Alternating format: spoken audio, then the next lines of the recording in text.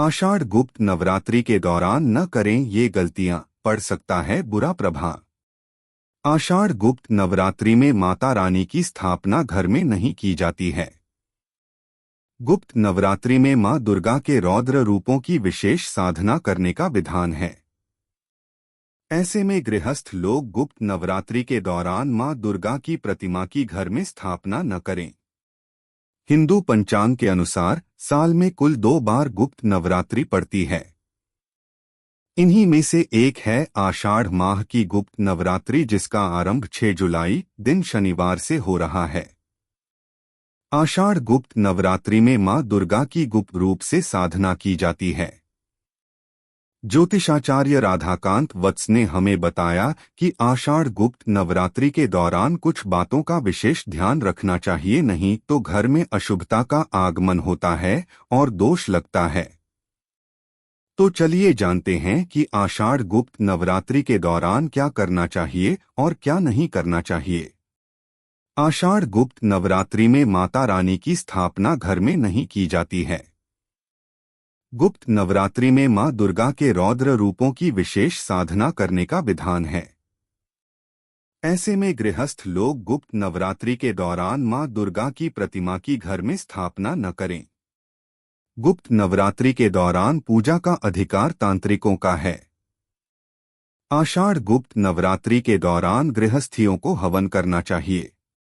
इसके अलावा दुर्गा चालीसा का पाठ करना भी शुभ माना जाता है। दुर्गा सप्तशती का पाठ भी कर सकते हैं, लेकिन इस बात का ध्यान रहे कि पाठ आसन पर बैठकर ही करना है। गुप्त नवरात्रि के दौरान जवार नहीं बोए जाते हैं।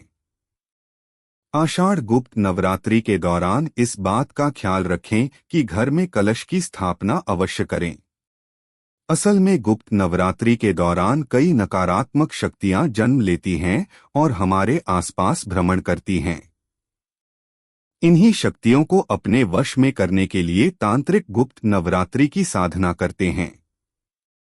ऐसे में अगर गुप्त नवरात्रि के पहले दिन घर में कपूर मिश्रित जल के कलश की स्थापना की जाए तो इससे घर की नकारात्मक ऊर्जा खत्म होती है और बाहरी बुरी ऊर्जाएं भी घर में प्रवेश नहीं कर पाती हैं। आषाढ़ गुप्त नवरात्रि के दौरान मां दुर्गा के 9 रूपों के नामों का जाप भी करना चाहिए। आषाढ़ गुप्त नवरात्रि पर करें ये आसान उपाय, पैसों की कंगाली से मिलेगी निजात।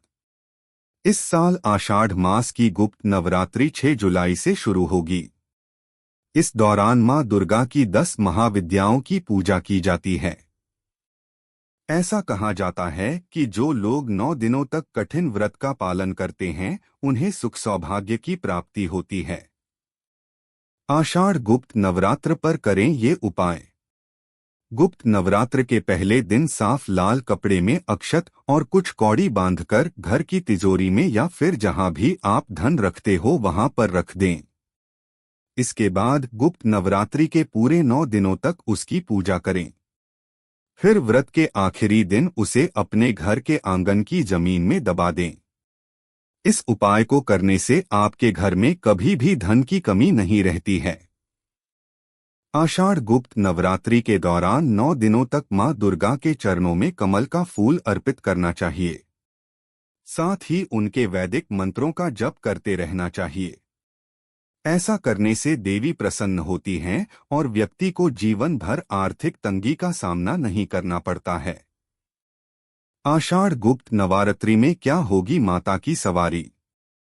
पंचांग के मुताबिक आषाढ़ माह की गुप्त नवरात्रि का शुभारंभ शनिवार 6 जुलाई से शुरू हो रहा है और इसका समापन सोमवार 15 जुलाई को होगा।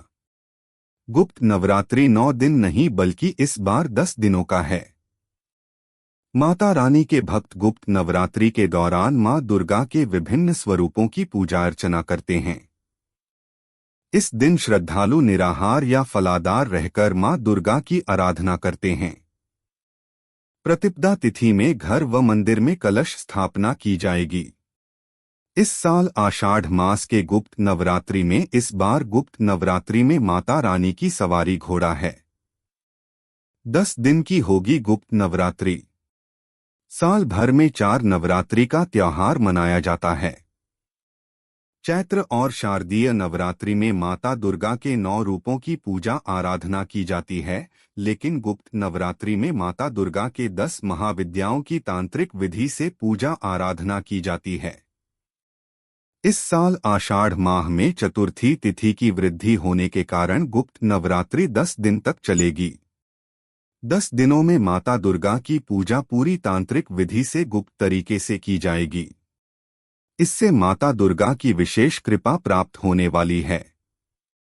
वहीं गुप्त नवरात्रि की शुरुआत के दिन अमृत सिद्धि योग का भी निर्माण हो रहा है, जो काफी शुभ है। घोड़े पर सवार होकर आएंगी माता दुर्गा। नवरात्रि में माता दुर्गा के वाहन का विशेष महत्व होता है। गुप्त नवरात्रि की शुरुआत 6 जुलाई दिन शनिवार को होने जा रहा है। दिन के हिसाब से माता दुर्गा घोड़े पर सवार होकर धरती पर आने वाले हैं। माना जाता है कि जब घोड़े पर सवार होकर माता दुर्गा आएंगी तो प्राकृतिक आपदा की आशंका होती है। गुप्त नवरात्रि के व्रत नियम। गुप्त नवरात्रि के दौरान मांसमदिरा, लहसुन और प्याज का बिल्कुल सेवन नहीं करना चाहिए। मां दुर्गा स्वयं एक नारी हैं, इसलिए नारी का सदैव सम्मान करना चाहिए। जो नारी का सम्मान करते हैं, मां दुर्गा उन पर अपनी कृपा बरसाती हैं। नवरात्रि के दिनों में घर में कलेश, द्वेष या अपमान नहीं करना चाहिए। कहते हैं कि ऐसा करने से बरकत नहीं होती है। नवरात्रि में स्वच्छता का विशेष ख्याल रखना चाहिए। 9 दिनों तक सूर्योदय से साथ ही स्नान कर साफ वस्त्र धारण करने चाहिए। नवरात्रि के दौरान काले रंग के वस्त्र नहीं धारण करने चाहिए और ना ही चमड़े के बेल्ट या जूते पहनने चाहिए। मान्यता है कि नवरात्रि के दौरान बाल, दाढ़ी और नाखून नहीं काटने चाहिए। नवरात्रि के दौरान बिस्तर पर नहीं बल्कि जमीन पर सोना चाहिए। घर पर आए किसी मेहमान या भिखारी का अपमान नहीं करना चाहिए। मां दुर्गा के इन स्वरूपों की होती है पूजा। मां कालिके, तारा देवी, त्रिपुर सुंदरी, भुवनेश्वरी, माता चित्रमस्ता, त्रिपुर भैरवी, मां धूम्रवती, माता बगलामुखी, मातंगी, कमला देवी की पूजा की जाती है। पूजा सामग्री। मां दुर्गा की प्रतिमा या चित्र सिंदूर, केसर, कपूर, जौ, धूप, वस्त्र, दर्पण, कंघी, कंगनचूड़ी, सुगंधित तेल, बंदनवार आम के पत्तों का, लाल पुष्प, दूर्वा, मेहंदी, बिंदी, सुपारी साबुत, हल्दी की गांठ और पिसी हुई हल्दी, पटरा, आसन, चौकी, रोली, मौली, पुष्पहार, बेलपत्र, कमलगट्टा, जौ, बंदनवार, दीपक, दीपबत्ती, नैवेद्य, मधु, शक्कर, पंचमेवा, जायफल, जावित्री, नारियल, आसन, रेत, मिट्टी, पान, लौंग, इलायची, कलश मिट्टी या पीतल का, हवन सामग्री, पूजन के लिए थाली, श्वेत वस्त्र, दूध, दही, ऋतुफल, सरसों सफेद और पीली, गंगाजल आदि।